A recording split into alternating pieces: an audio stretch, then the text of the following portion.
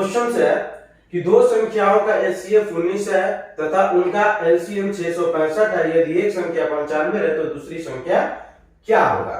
तो फॉर्मूला होता है कि एचसीएफ गुने एलसीएम बराबर होता है पहली संख्या गुने दूसरी संख्या। एचसीएफ में मैंने कितना दिया है? 19 लिख लीजिए। एलसीएम कितना है? 665 लिख लीजिए। बराबर में मेरा पहला संख्या दिया है 95 नोट कर लीजिए, और दूसरा संख्या हमसे क्या कह रहा है? पूछ रहा है। तो दूसरा संख्या चाहिए तो डायरेक्ट कटा लीजिए, नहीं तो देखिए सॉल्व कर लीजिए। दूसरी संख्या बराबर हो जाएगा 19 गुने 665 बटे हो जाएगा, ये गुना में इधर आके भाग में हो जाएगा। 19 पचे 95, 5 से ये काट लीजिए 133, ठीक है, यानी 133। यही आपका क्या हो गया? आंसर हो गया। नोट कर लीजिए।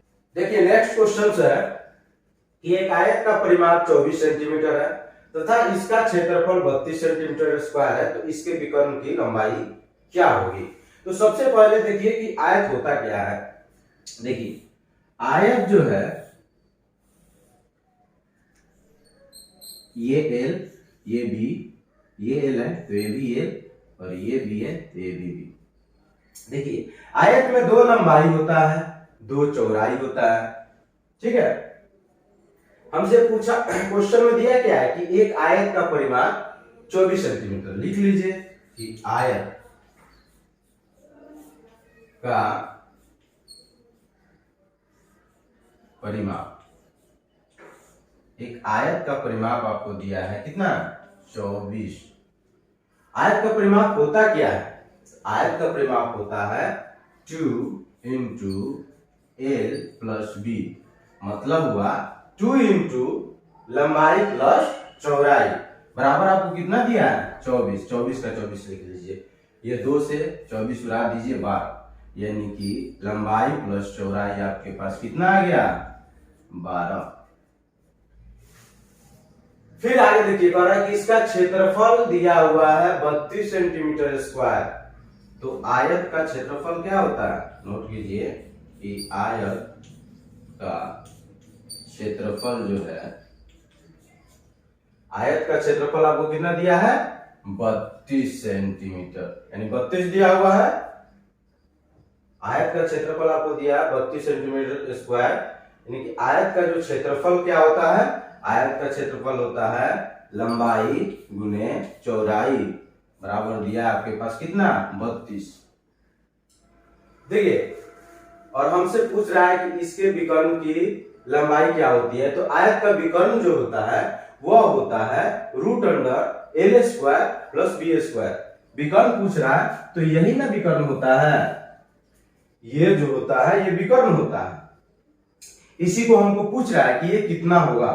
तो सबसे पहले हमको पता होना चाहिए कि लंबाई मेरे पास कितनी है, चौड़ाई कितनी है। तो आइए देखते हैं, ए प्लस बी यानी लंबाई प्लस चौड़ाई 12 दिया हुआ है, और लंबाई गुने चौड़ाई जो दिया है 32 दिया है। तो दो अंक ऐसा सोचिए जो जोड़ने पे 12 आ जाए और गुना करने पे 32 आ जाए। तो 8 और 4 को जोड़िएगा तो 12 आ जाएगा, और 8 और 4 को गुना कीजिएगा तो 32 आ जाएगा। यानी कि लंबाई बराबर 8 हो गया और चौड़ाई बराबर 4 हो गया। अब हमसे जो क्वेश्चन में पूछा जा रहा है बस उस पर ध्यान दीजिए। क्वेश्चन में कह रहा है कि विकर्ण की लंबाई क्या होगी। तो हम जानते हैं कि आयत जो होता है, आयत का विकर्ण, आयत का विकर्ण, आयत का जो विकर्ण है वो क्या होता है? आयत का विकर्ण होता है √, लंबाई स्क्वायर प्लस चौड़ाई स्क्वायर।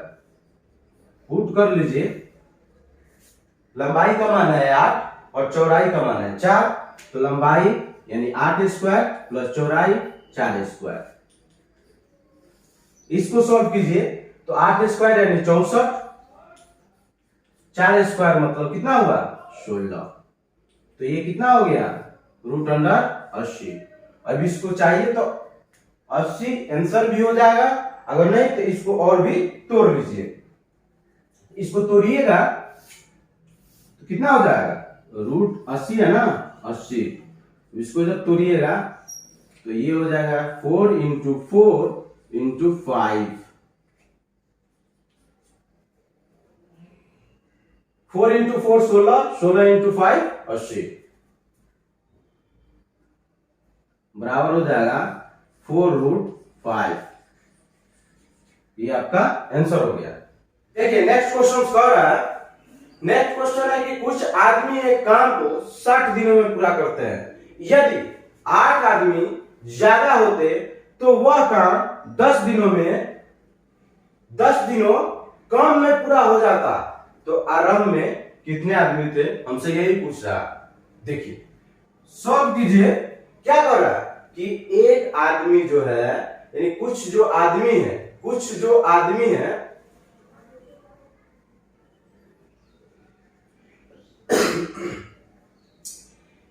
देखिए नेक्स्ट क्वेश्चन जो है कह रहा है कि कुछ आदमी एक काम को 60 दिनों में पूरा करते हैं। यदि 8 आदमी ज्यादा होते तो वह काम 10 दिनों में कम में पूरा हो जाता। तो आरंभ में कितने आदमी थे, यही हमसे पूछ रहा है। देखिए क्वेश्चन जैसा कह रहा है उस हिसाब से करते जाइए, आपका क्वेश्चन जो होता है सॉल्व हो जाएगा। देखिए कुछ आदमी एक काम को कितने दिन में कर रहा है 60 दिन में। मान लीजिए कि कुछ आदमी जो है एक्स है, वो एक काम को 60 दिन में पूरा कर रहा है, मतलब × 60। आगे कह रहा है कि यदि 8 आदमी ज्यादा होते, मतलब क्या है कि 8 आदमी ज्यादा होते हैं। हमने माना था कि कुछ आदमी जो है एक्स है, उसमें कह रहा है कि 8 आदमी ज्यादा होते, मतलब एक्स तो पहले से थे ही, फिर उसमें कह रहा है कि 8 आदमी ज्यादा होते, मतलब 8 जोड़ देंगे। फिर कह रहा है कि ज्यादा होते तो काम 10 दिनों कम में समाप्त हो जाता। मतलब पहले 60 दिनों में हो रहा था, अब 10 दिन कम होगा तो काम जो होगा वो 50 दिनों में समाप्त होगा। मतलब कि पहले काम जो 60 दिन में हो रहा था, अब वो 10 दिन कम में होगा। मतलब पहले 60 में हो रहा था, अब 10 दिन कम में होगा तो 50 हो जाएगा। 60 - 10, अब काम जो होगा वो 50 दिनों में होगा। इसको सॉल्व कीजिए, आपको आरंभ के आदमी आ जाएंगे। चलिए सॉल्व करते हैं। 6x × 60x बराबर, अब इनको सॉल्व कीजिए। 50 × x 50x, प्लस है तो प्लस 50 × 8, ये कितना हो जाएगा 400। 50x को इधर लाइएगा तो ये प्लस में इधर आएगा तो माइनस, यानी कि 60x - 50x बराबर कितना हो गया 400। फिर 60x - 50x कीजिएगा तो कितना हो जाएगा 10x। 10x बराबर 400।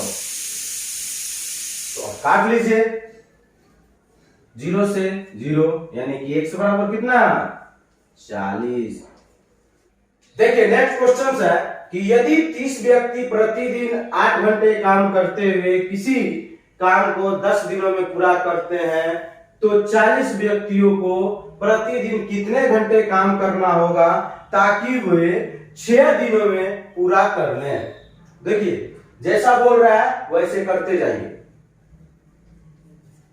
30 व्यक्ति प्रतिदिन 8 घंटे काम करते हैं, तो काम 10 दिनों में पूरा कर लेते हैं।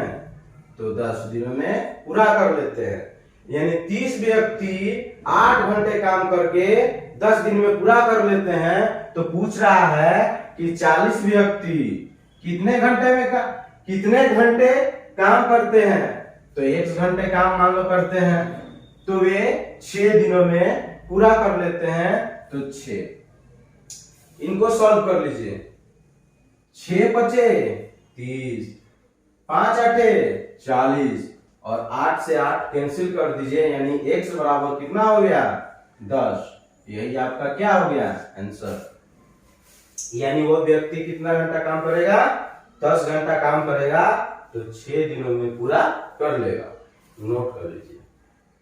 देखिए अगला क्वेश्चन है कि एक ट्रेन किसी दूरी को 6 घंटे में तय कर सकती है। अगर वो अपनी चाल 10 किलोमीटर पर आवर से बढ़ा दे तो उसी दूरी को 5 घंटे में तय कर लेगी, तो दूरी क्या होगा। तो पहले देखिए दूरी निकालने के लिए हमको चाल पता होना चाहिए। चाल तो दिया नहीं है, तो हमने मान लिया क्या कि चाल जो है वो कितना है x किलोमीटर पर आवर। तो दूरी क्या हो जाएगा, दूरी हम जानते हैं कि दूरी बराबर होता है चाल गुने समय। चाल कितना है x किलोमीटर, तो लिख लिए x। समय कितना लग रहा है 6 घंटे का, 6 लिख लिए, यानी कि 6x।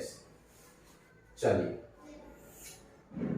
अब आगे कह रहा है कि अगर वो अपनी चाल 10 किलोमीटर पर आवर से बढ़ा दे तो उसी दूरी को 5 घंटे में तय कर लेगी। देखिए नया चाल, पहले मेरा था चाल x लिख लिए। क्वेश्चंस में कह रहा है कि अगर वो अपनी चाल 10 किलोमीटर पर आवर से बढ़ा दे, मतलब +10, ठीक है। दूरी देखिए, चाल तो हो गया हमारा x + 10, दूरी बराबर होगा चाल गुने समय। चाल क्या है x + 10 ये कह रहा है तो उसी दूरी को 5 घंटे में तय कर लो, मतलब इस दूरी को 5 घंटे में तय कर रही है, ठीक है। अब क्या कीजिए, इन दोनों दूरी को आपस में बराबर कर दीजिए, आपको चाल पता चल जाएगा कि चाल क्या है। देखिए 6x बराबर कितना दिया है x + 10 × 5, ठीक है। यानी कि इसको सॉल्व कीजिए तो 6x बराबर हो जाएगा 5x + 50। 5x प्लस में इधर आएगा तो माइनस, 6x - 5x, x हो जाएगा, x बराबर कितना 50 किलोमीटर पर आवर। ये 50 जो है मेरा चाल निकल के आया। हमसे क्वेश्चन में पूछ क्या रहा है दूरी, तो दूरी चाहे इसमें पुट कर लीजिए इस दूरी में, या इसमें पुट कर लीजिए, आपको दूरी पता चल जाएगा। तो देखिए इसमें पुट कर लीजिए, यानी कि दूरी हो जाएगा, दूरी 6x है, x का मान मेरे पास कितना आया है 50, यानी 6 × 50 बराबर कितना हो जाएगा 300 किलोमीटर। यही आपका क्या हो गया आंसर। नोट कर लीजिए। देखिए अगला क्वेश्चन है, एक बेलन का वक्र पृष्ठ क्षेत्रफल जो है 92 सेंटीमीटर स्क्वायर है तथा उसका आयतन 644 सेंटीमीटर क्यूब है, तो बेलन का व्यास क्या होगा। देखिए सबसे पहले तो आपको आना चाहिए कि बेलन का वक्र पृष्ठ क्षेत्रफल कितना होता है और उसका आयतन कितना होता है। बेलन क्या दिया है, बेलन का वक्र पृष्ठ क्षेत्रफल, वक्र पृष्ठ क्षेत्रफल आपको दिया है, कितना दिया है 92, ठीक है। बेलन का वक्र पृष्ठ क्षेत्रफल होता क्या है 2πr/h, जो कि क्वेश्चंस में दिया है 92 है, हमने नोट कर लिया। फिर कह रहा है कि उसका आयतन 644 सेंटीमीटर क्यूब है, यानी कि बेलन का आयतन होता कितना है, बेलन का